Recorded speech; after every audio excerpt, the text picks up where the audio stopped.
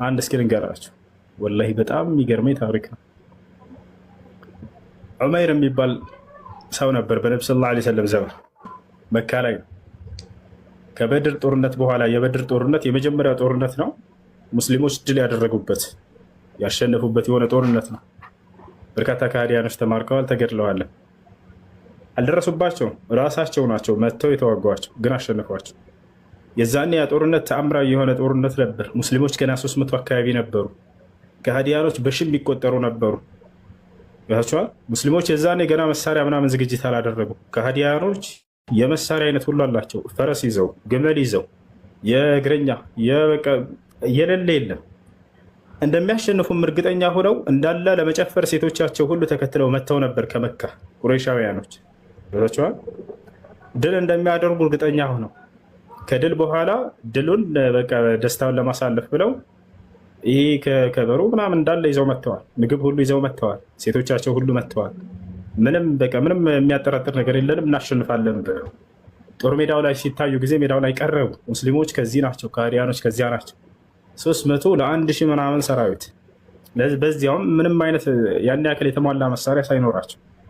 በዚህ ጊዜ ነቢያችን ሰለላሁ ዐለይሂ ወሰለም ተንበረከኩና አላህን መለመን ጀመሩ። አላሁመ ነስረከ አለዚ ወዐድተኒ፣ አምላክ ያላህ ሆይ ቃል የገባህልኝን እርዳታህን ዛሬ ነው የምፈልገው አሉ። ዱዓ ያደረጉ ነቢያችን ሰለላሁ ዐለይሂ ወሰለም ጋቢያቸው የለበሱት መሬት ላይ እስኪወድቅ ድረስ አላህን ለመኑ ይላል። አቡበክር ሲዲቅ አብሯቸዋል። ሐታ ቁልቱ ለሁ ያ ነቢይ አላህ ኢነላሃ ሙንጅዙን ለከ ማ ወዐደክ፣ አንተ የአላህ ነቢይ ሆይ አላህ ቃል የገባልህን ቃሉን ይፈጽምልሃል፣ ይበቃሃል ከዚህ በላይ ብሎ እስኪያስቆሟቸው ድረስ ነቢያችን ሰለላሁ ዐለይሂ ወሰለም አምልኮ ውስጥ ከገቡ በቃ ሌላ ዓለም ውስጥ ናቸው። ገብታችኋል? ሌሊቱ ሁሉ ይነጋል። አንዳንዴ እናታችን አይሻ አብራ ስትናገር አብራ ያደረች ሚስታቸው እየሰገዱ የሱብሂ አዛን የሚባልበት ጊዜ አለ አለች። ከማታ ጀምሮ እኮ ነው ያ ጀማዓ። ስለዚህ በዚያ ሁኔታ ሳሉ ነቢያችን ሰለላሁ ዐለይሂ ወሰለም ልክ ዱዓውን እንደጨረሱ ፈገግ አሉና ይሄን አንቀጽ አነበቡ። ምን አሉ? ነቢያችን ሰለላሁ ዐለይሂ ወሰለም ምን አሉ? ሰዩህዘሙል ጀምዑ ወይወሉነ ዱቡር የሚለውን አንቀጽ አነበቡ። ትንቢት ነው ይሄ የቁርአን አንቀጽ፣ ሱረቱል ቀመር ላይ ይገኛል። ሰዩህዘሙል ጀምዑ፣ እነዚህ ሁሉ ስብስቦችም ይሸነፋሉ። ወይወሉነ ዱቡር፣ ከፊሎቹ ደግሞ ጀርባቸውን ኋላቸውን ሰጥተው ይሸሻሉ ይላል አንቀጹ። ትንቢት ነው።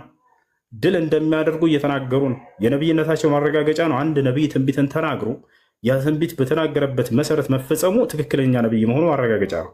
የተናገረው ትንቢት በተናገረበት መሰረት አለመፈጸሙ ደግሞ የዚያ ነቢይ ሐሰተኛነቱ ማረጋገጫ ነው። ታዲያ ነቢ ሰለላሁ ዐለይሂ ወሰለም ፈገግ ብለው ሁሉም ይሸነፋሉ በአሁኑ ጦርነት ላይ ዝም ብላችሁ ታያላችሁ አሉ። ጀርባቸውንም ሰጥተው ይሄዳሉ የሚለው አንቀጽ ተነበበ። ወዲያውም አላህ ሱብሓነሁ ወተዓላ የቁርአን አንቀጽ አወረደላቸው። ምን የሚል ኢዝ ተስተጊሱነ ረበኩም ፈስተጃበ ለኩም አኒ ሙሚድኩም ቢአልፊን ሚነል መላኢከቲ ሙርዲፊን፣ ሙሐመድ ሆይ እኔን ጌታህን አላህን እርዳታ በለመንከኝ ጊዜ አለ እኔም እሺ ብዬ ተቀበልኩህ።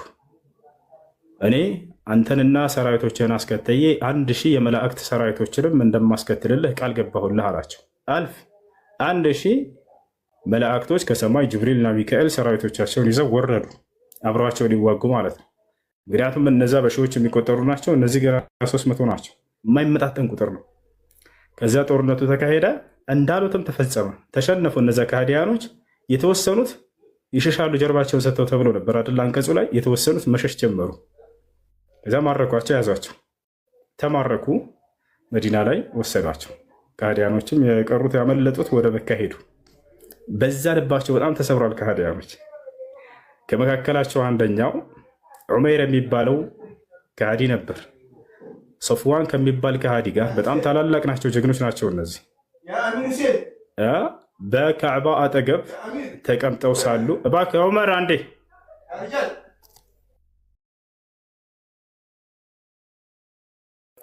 ከዛ በኋላ ምን ሆነ? በካዕባ አጠገብ ተቀምጠዋል እነዚህ ሁለት ሰዎች።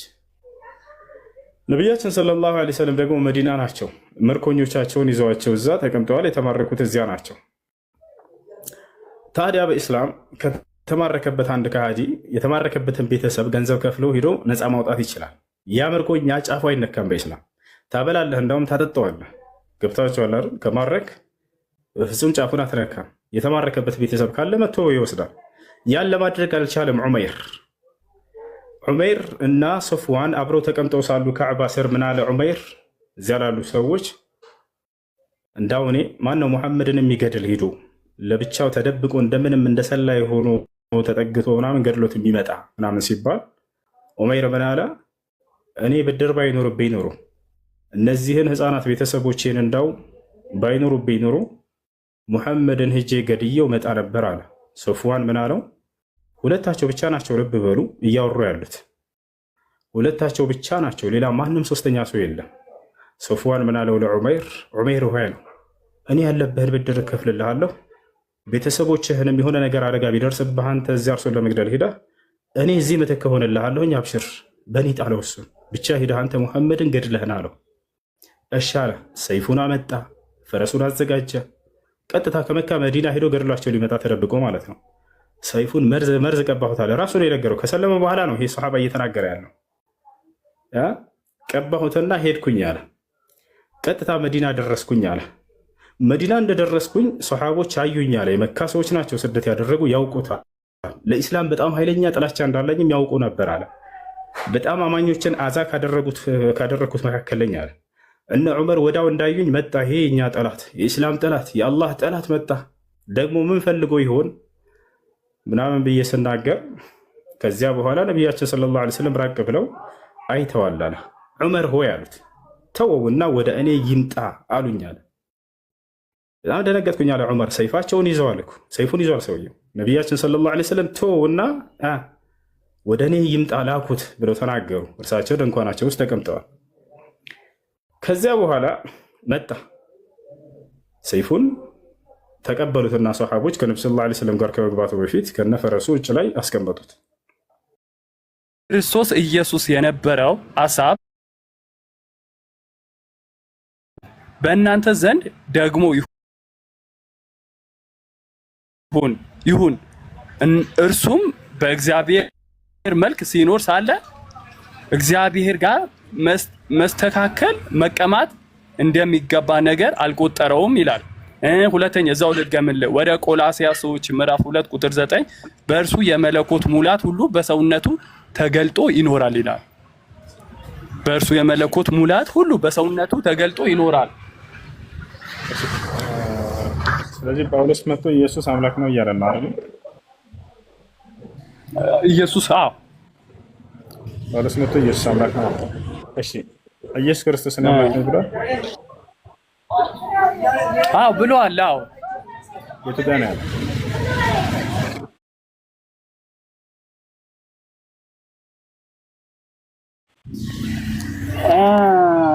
የቱ ጋር መሰለ? ዝም ብዬ ላስታውስ ታውቀዋለህ። እናንተ መምህርና ጌታ ትሉኛላችሁ። ማቴዎስ 16 ነው ምንድን? እናንተ መምህርና ጌታ ትሉኛላችሁ እንዲሁም ዮሐንስ 13 ላይ ነው። እሱ ሳይሆን አምላክ እኔ አምላክ ነኝ ብሏል ወይ? አሁን አምላክ ነው ብለህ ነው አይደል ጥቅስ ያመጣህልኝ? ኢየሱስ ክርስቶስ እኔ አምላክ ነኝ ብሏል ወይ? የቱ ጋር? የአሁኑ ጥቅስ አሁን የነገርኩህ መምህር ትሉኛላችሁና እንዲሁ ነኝና ነው የሚለው። ጌትነት ሳይሆን አምላክነት። ጌትነት ክርስቶስ ጌትነት በመደረግ የተገኘ ጌትነት ስለሆነ የስልጣን ሹመት ነው። እሱ ሳይሆን እኔ አምላክ ነኝ ብሏል ወይ? አምላክ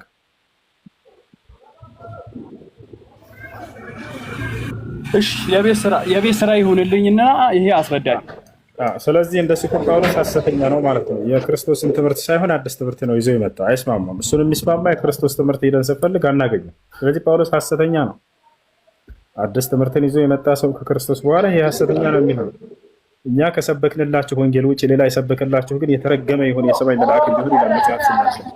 ክርስቶስ ያላስተማረውን አዲስ ትምህርት ይዞ መምጣቱ ሐሰተኛ ያደርገዋል። ይሄ ነው እንዳው ብሏል እንኳ ብንል ማለት ነው። ሁለተኛ ሮሜ 9:5 ላይ ያለው እግዚአብሔር የተባረከ አምላክ ነው የሚለው። ነገር ግን አማርኛው ላይ እርሱ ብለው አስቀምጠውላቸዋል። እርሱ የሚለውን እናንተ ብትረዱ ኑሮ ችግር የለውም ነበር ለእግዚአብሔር እንደሆነ። ግን እናንተ ለኢየሱስ አድርጋችሁ ነው የተረዳችሁት፣ እርሱም የሚለውን መጨረሻ ላይ ማለት ነው። ነገር ግን ሄደን እንመልከተ የግሪኩን። እዚያ ላይ እግዚአብሔር የተባረከ አምላክ ነው አሜን ነው የሚለው።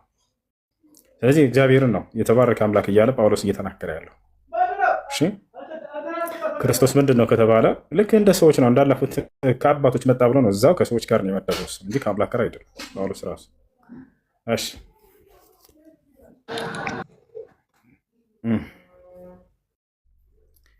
እሺ መርሲ ጥያቄ አለሽ? ደሃንዶ ጽብቅ ከመይ ጽብቅ። እሺ አንድ ድርጅት ትና ትቀጥል። ችግር የለም። አዎ ጨርሻለሁ። ሀሳብ ካለ በዚህ ላይ ስጠሽ። እሺ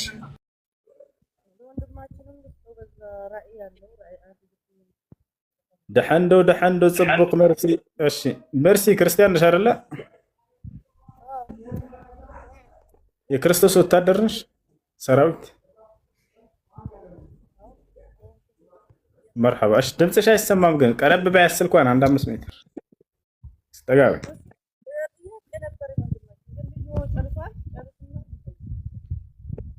አዎ መስቀል ላይ የሞተው ኢየሱስ አይደለም እያለን ነበር አንድ ልጅ ቀደም። ትክክል ነው ተሳስቷል?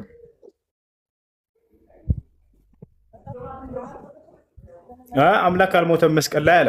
ኢየሱስ ደግሞ አምላክ ነው ብላችሁ ታምናላችሁ። አምላክ መስቀል ላይ በፍጹም ሊሞት አይችልም አለ። ቅድም አንድ ክርስቲያን ልጅ ምን ትያለሽ? ማሁዳ አቤት ነኝ። መጣ እንዴ? መጣሽ እና መስቀል ላይ የሞተው አምላክ አይደለም አልሽ አለ ልጁ እና ተሳስቷል። ትክክል ነው።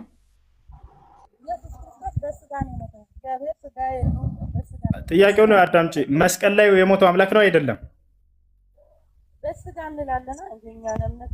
በስጋ የሚሆን በአጥንት ችግር የለውም። መስቀል ላይ አምላክ ሞቷል ወይንስ አልሞተም? መስቀል ላይ አምላክ ሞቷል አልሞተም? ሞቷል አምላክ በስጋ አይደለ? ስለዚህ አምላክ ሞቷል መስቀል ላይ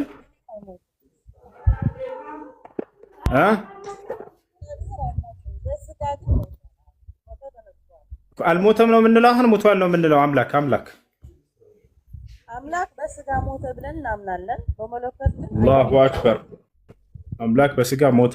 አምላክ ሞቷል። ዞሮ ላይ ህዝናል። እሺ አምላክ በሞተ ሰዓት ያልሞተ አምላክ አለ የለም? በዚያን ጊዜ ሌላ ሞተ ማለት ያልሞተ አምላክ መስቀል ላይ ያልተሰቀለ አምላክ አለ የለም? አምላክ በመንፈስ ነው የምትለው ሆኖ ታምናለህ አንተ? ቆይ አንዴ የሞተ መስቀል ላይ የተሰቀለው አምላክ አለ አይደለ? ያልተሰቀለ አምላክ አለ የለም? መስቀል ላይ አምላክ በስጋ ተሰቀለ እኮ ነው የምልህ። ሁለት አምላክ የለም፣ አንድ አምላክ ነው በስጋ ተሰቀለ እግዚአብሔር። በጣም ጥሩ እሺ። አምላክ በስጋ ተሰቅሏል። እዚያ ላይ ያልተሰቀለ አምላክ አለ የለም ነው። እኔ ደግሞ አሁን ጥያቄ ያልተሰቀለ አምላክ መስቀል አንድ አምላክ ነው፣ ሁለት አምላክ የለም፣ አንድ ነው። እሱም በስጋ ተሰቅሏል። የለም ያልተሰቀለ የለም። አዎ በጣም ጥሩ። አብ አምላክ አይደለም እኮ መንፈስ ነው። እሱ እኮ አልኩህ እኮ መንፈስ አልተሰቀለም አልኩህ። መንፈስ ብቻ ነው እሱ፣ አካል የለውም አብ። ሁሱ እኔ ልመልስ። እሺ መልስሽ። እሺ ዛራ ይመችሻል? ጓደኛ እየጠራኝ ነበር። ዛራ ይመችሻል? ዛራ አለሽ? አንዴ ይኸውልህ፣ ወላሂ ጓደኛ እየደወለ ነው። ዛራ አለሽ የለሽም? አሎ መጠየቅ ነበር አንዴና ጠይቄ ልውረድ። ማህሙዳ የት ነህ? መጣሁኝ። እሺ ጠብቀኝ ትንሽ። እሺ ጥያቄሽ ምንድን ነው? እሺ አሁን ስለሚበላ ጥያቄ በግመል እርኩስ ነት ይላታል መጽሐፍ ቅዱስና እናንተ ደግሞ እንድትበሉት አዝዛቸዋል። እንዴት ነው ይሄ ነገር? እስቲ ያስረዳን። ግመል ምንድን ነች ነው ያልሽው? እርኩስ ነች ለእናንተ ይለናል እኛ መጽሐፍ ቅዱሳችን። የት ጋር ነው ያላችሁ? በዘዳግምም አለ በዘሌዋውያንም አለ። ልስጥህ ጥቅሱን? አጭላችሁ እሺ አጭ አንተ ነው ጠይቀህ እሰጥሃለሁ ጥቅሱን። እኔ አይመቸኝም አሁን ላወጣ። ጥቅሱን ልስጥህ ልጅ ስላለኝ ከእኔ ጋር። እሺ አንዴ ጥቅሱን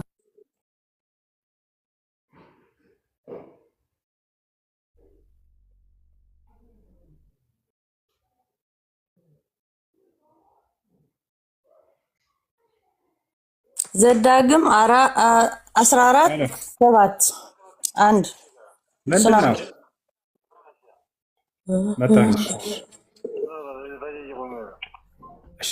ስንት ነው ያልሽው? ዘዳግም ዘዳግም 14 ቁጥር 3 ምዕራፍ 14 ነው።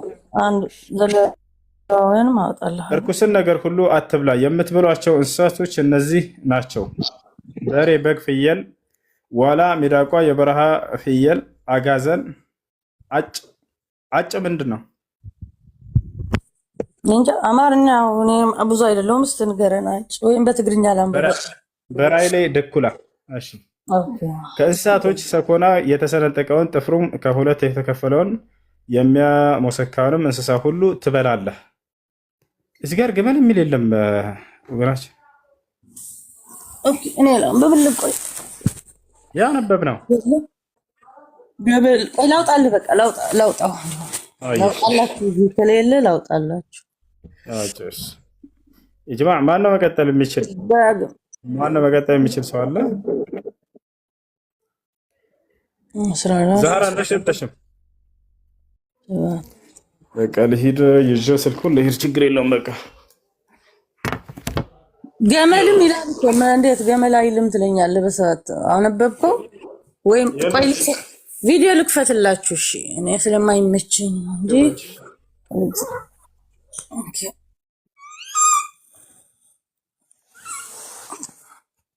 አታውቅም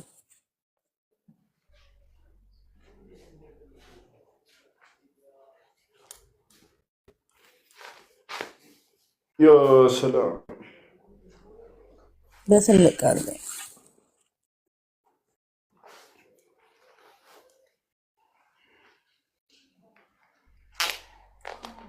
ና ኦኬ። በትግርኛ ነው። ቆይ አማርኛውን ልክፈቱ። ሶሪ አይ ነክፈትሽ ገመል ይላል እንዴት ነው?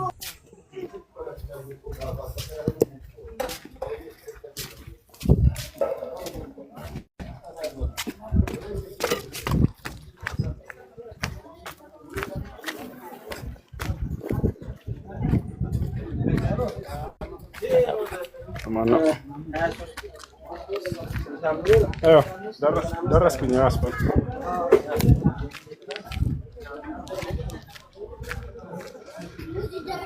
ماشي يا سلام يا سلام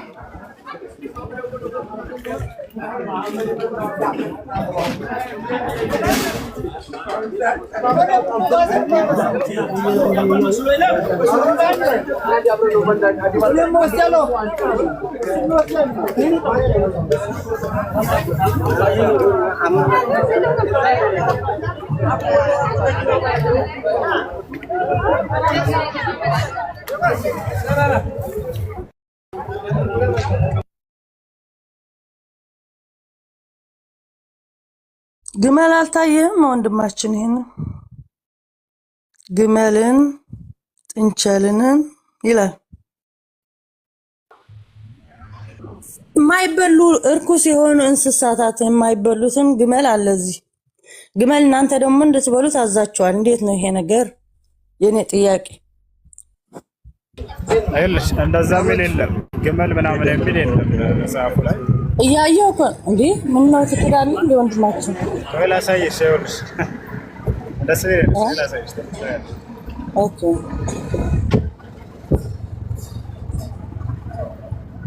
ያው ዘዳግም 14:3 ነው አይደለ? 14:7 7 መጥቶ ነበር። አሁን እየታየ ነው። እሺ ዘዳግም 3 ነበር ቀደም ያልሽው 3 ላይ እንደዛ የሚለው ነገር ግን ከሚያመሰኩ ወይንም ሰኮናቸው ከተሰነጠቁ እነዚህን አትበሉ። ግመልን፣ ጥንቸልን፣ ሽኮኮን አትበሉ ያመሰካሉና፣ ነገር ግን ሰኮናቸው አልተሰነጠቀምና እነዚህ ለእናንተ እርኩሶች ናቸው። እሺ እርያም ሰኮናው ስለተሰነጠቀ ነገር ግን ስላላመሰከ እርሱ ለእናንተ እርኩስ ነው። ስጋውን አትብሉ፣ በድኑንም አትንኩ። በወኖቹ ውስጥ ከሚኖሩት ሁሉ የምትበሏቸው እነዚህ ናቸው። ክንፍና ቅርፊት ያላቸውን ትበላላችሁ፣ ክንፍና ቅርፊት የሌላቸውን አትበሉ፣ ለእናንተ እርኩስ ናቸው። ንጹሕ የሆኑት የወፎች ሁሉ ብሉ። ሊበሉ የማይገባቸው እነዚህ ናቸው። ንስር። እሺ፣ በዚህ ላይ ጥያቄሽ ምንድን ነው?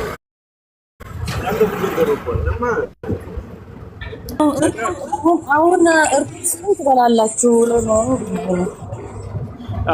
እሺ፣ ጥያቄሽ ምንድን ነው ያልገባሽ?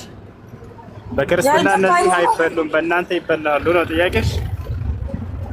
አይደለ? በመጽሐፍ ቅዱስ አንተ አታምንም? አምናለሁ ስትል ነበር። አታምጪ። ይሄ በክርስትና አይበላም ነው አሁን ሀሳብሽ? በእናንተ ይበላል ይሄ ነው እያልሻለሽ?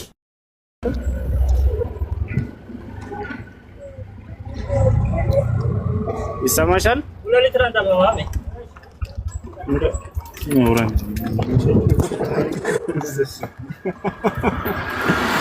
መልስ አይሰማም። በክርስትና እነዚህ አይበሉም ነው ሀሳብሽ? በመጽሐፍ ቅዱስ እያልኩ ነው። በክርስትና ይበላሉ አይበሉም? እነዚህ ክርስቲያኖች አይደል? ግመል አትበላም። በጣም ጥሩ። ኢየሱስ ክርስቶስ ግመል አትብሉ ያለበትን ጥቅስ አምጪ። ይሄንን እኮ ነው እያልኩ ያለሁት ስለ ኢየሱስ። መጽሐፍ ቅዱስ የኛ እኮ አዲስ አይሁድ ሆናችሁ ኦኬ ነው ብለህ ነው የምታስበው አንተ? አይደለም። በክርስትና ኢየሱስ ክርስቶስ ወይንም ሐዋርያቶች የግመል ስጋ አትብሉ ያሉበት ካለ አሳይኝ እስኪ። እዚህ በክርስትና ብለሽ አትብሉ ያለው ካለ ለምን ህግ የለም እንጂ ሲጀምር ይሄን አድርግ አታድርግ የሚል ህግ የለውም እኮ ክርስትና። አይሁድ ላይ ነው የተለጠፈው አይደል? ልንገርህ ብሉይ ኪዳንና አዲስ ኪዳን መጽሐፋችን እኮ ነው። እኔ እኮ ከመጽሐፌ አውጥቼ እየነገርኩህ ነው። እሺ ሀሰማ ለምንድን ነው የማትበላው በእናንተ? እስኪ አስረዳ። ሀሰማ የመጀመሪያውን እንጨርስ። በክርስትና አዳምጪ እንጂ የፈጣሪ ስም ክርስቲያን ነሽ እኮ አንቺ አይደል? በክርስትና ጅብ አትብሉ። ብሉይ ኪዳንም የኔ መጽሐፍ ነው፣ አዲስ ኪዳንም የኔ መጽሐፍ።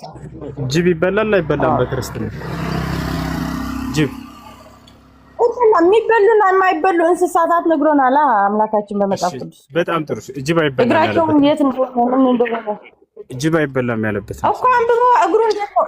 የጅብ እግር እንዴት ነው? ታይዋና የጅብ እግር እንዴት ነው? በክርስትና ነው ያልኩት። በክርስትና ነው ያልኩት እኮ በክርስትና የሚበሉ እንስሳታት እና የማይበሉ እግዚአብሔር በብሉይ ኪዳን ነግሮናል። ለእናንተ ሴት አለ የእናንተ ለምን ገመል ብሉ አላቸው አላህ በመጽሐፍ ቅዱስ አትብሉ ተብሎ አላህ ለእናንተ ብሉ ይላቸዋል። ይሄ ነው የኔ ጥያቄ። ለማንኛውም አዳምጪሽ። አንደኛ ክርስትና ብለሽ ነው የመጣሽው። ክርስትና ህግ የሚባል የለውም ሲጀመር። በአይሁድ ላይ ያልተለጠፈ ሃይማኖት ነው። ይሄን ብላ ይሄን አትብላ የሚል አንድ ጥቅስ በክርስትና ላይ አታመጭ። ገብቶሻል? ሁለተኛ ግመል ስንጥቅ አላት ወይስ የላትም? መልሽ። ግመል ስንጥቅ አለ የለውም? ግመል ታዲያ ምንድን ነው ያለው መጽሐፉ? መጽሐፍ ምንድን ነው ያለው?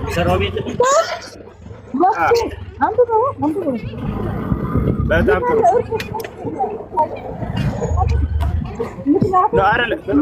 ግመል እግር ስንጥቅ አለ የለውም ነው የተባልሽው? ቆይ አንዴ፣ ግመል እግር ስንጥቅ አለ የለውም? አይሰማም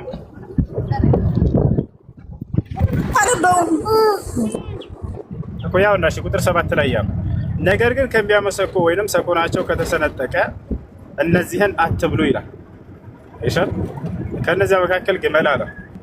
አሁን ግመል እግሩ የተሰነጠቀ ነው ወይስ አይደለም? መብሳት አይመልስም አለ እኮ ግመል። በዘለባውያን ሂድና ዘለባውያን መብሳት አይመልስም። ምንድነው በአማርኛው? በአማርኛው እንደምንለው ወይስ አይደለም? እግሩ የተሰነጠቀውን አትብሉ አለና ያውና ግመል አለ። ግመል ደግሞ እግሩ የተሰነጠቀ አይደለም ያውና ያው እግሩ ተሰንጥቋል እያለ እኮ ነው። ዋሽቷል መጽሐፍሽ እያልኩሽ እኮ ነው። ሸቂት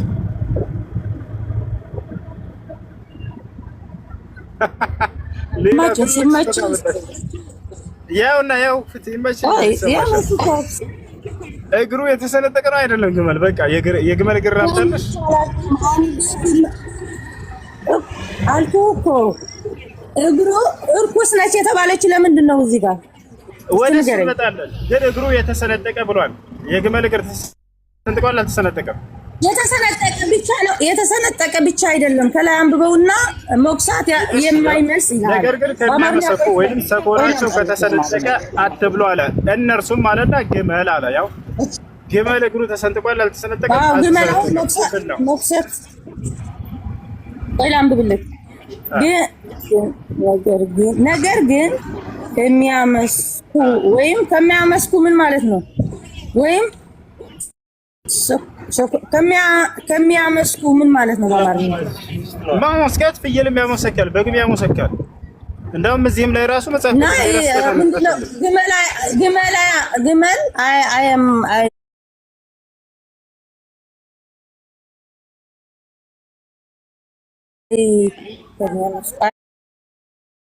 አያመሰኳም። ግመል ማን ነው እንደሱ ያለሽ? ማስረጃ ያሳየን። ግመል እንደማያመሰክ ዘለባውያን አለህ። ዘለባውያን ልክፈትልህ። ቆይ ወንድማችን ልጅ ክፈት። ሌላ ስህተት ግመል ያመሰካል። ሲጀመር ሌላ ስህተት መጽሐፍ ቅዱስ ላይ ዛሬ ልጅ እያመጣችልን ነው። የሰላም ክፈች። አውግና መጣለህ ተቁላህ ያ አዩሀል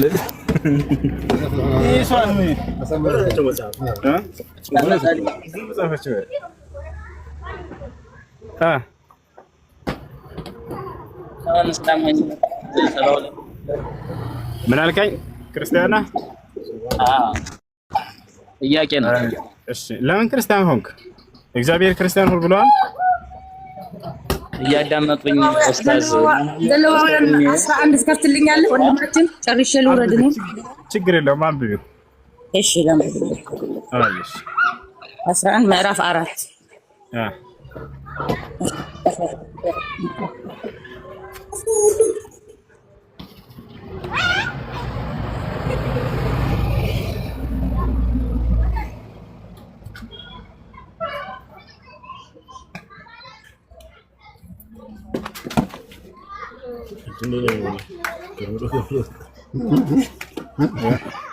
ልቀጥል እንጂ እሱ እሺ ቀጥል። እሺ ነገር ግን ከሚያመሰኩት ድኳናችሁም ሰንጥቅ ካልሆነው ከእነዚያ አትብሉ። ግመል ያመሰኳል ግን መስኳኑ ተኮናው ስላልተሰነጠቀ በእናንተ ዘንድ እርኩስ ነው ይላል። ዋሽቷል። ያው መጽሐፍ ቅዱስ በጣም እናመሰግናለን። መርስዬ ምን አለ? የግመል ሰኮናው አልተሰነጠቀም አለ። ምን ታያለሽ?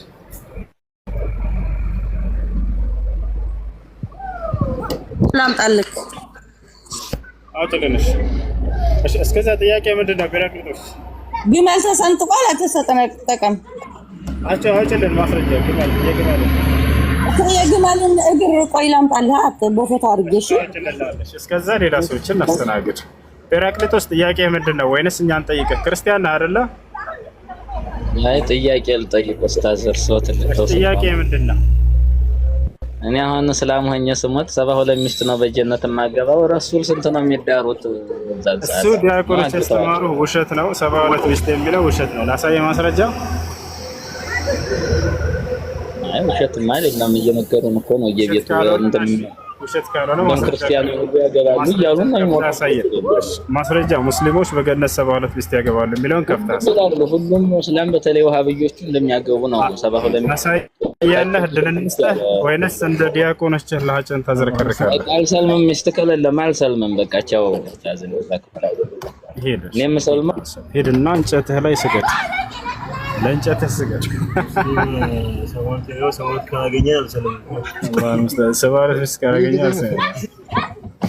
ምን ይሻያቸዋል? እናሳያችሁ ማስረጃ እምቢ። ምክንያቱም በማስረጃ አይደለም እምነታቸውን የተከተሉት አባታቸው ዝም ብሎ ስለነገሯቸው ነው። ላሳየህ ማስረጃ እየተባለ ከሙስሊም ቤት መጥቶ ውሸት ነው ዲያቆኖች የዋሹህና አንተን ለመሸንገል እስልምና እንዳትሰማ ለማደንቆር የጫኑህ ነው ልክፈትልህ። እምቢ አልፈልግም። ሙስሊሞች በገነት 72 ሚስት ታገባላችሁ።